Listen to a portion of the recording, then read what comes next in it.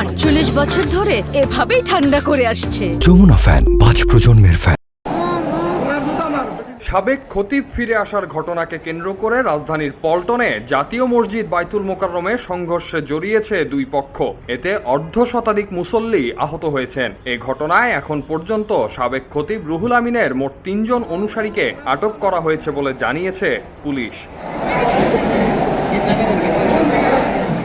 20 September বর্তমান খতিব অলিউর রহমান জুমার নামাজের আগে বয়ান দেওয়ার সময় দুপুর 12:30টার দিকে এ ঘটনা ঘটে। এ সময় অনুসারীদের নিয়ে বাইতুল মোকাররম মসজিদে এসে বর্তমান খতিবের মাইক্রোফোনে হাত দেন সাবেক খতিব মাওলানা মুফতি রুহুল আমিন। তখন বর্তমান খতিবের অনুসারীরা রুহুল আমিনের অনুসারীদের প্রতিরোধ করেন। এতে দুই পক্ষের মধ্যে হাতাহাতির ঘটনা ঘটে। মসজিদের ভেতরে ভাঙচুর করা হয়, দরজা জানালার গ্লাস ভেঙে ফেলা হয়।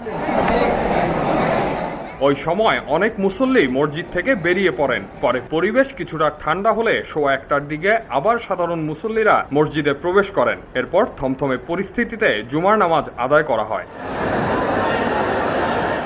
এমন ঘটনার খবর পেয়ে দ্রুত বাইতুল মোকাররম মসজিদে আসেন সেনাবাহিনীর সদস্যরা। পরিস্থিতি নিয়ন্ত্রণে এখনও সেনাবাহিনী ও পুলিশ সদস্যরা বাইতুল মোকাররম এলাকায় অবস্থান করছেন। নামাজ শেষে সাধারণ মুসল্লিরা মসজিদ থেকে বেরিয়ে যাচ্ছিলেন, কিন্তু হঠাৎ মসজিদ থেকে স্লোগান দিতে দিতে একদল মুসল্লি বের হন। এ সময় পুলিশ তাদের মসজিদ এলাকা থেকে চলে যেতে বলেন, কিন্তু তারা রাস্তায় গিয়ে দাঁড়ান। পরে সেনাবাহিনী, পুলিশ ও র্যাবের সদস্যরা তাদের রাস্তা থেকে সরিয়ে দেন।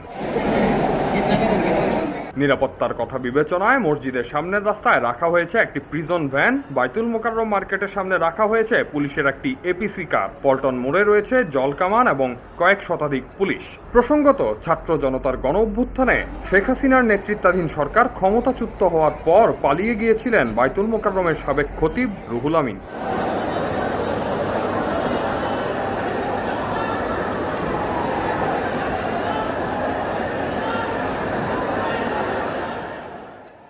এলো মুক্ত চিন্তার স্বাধীন দৈনিক খবরের কাগজ।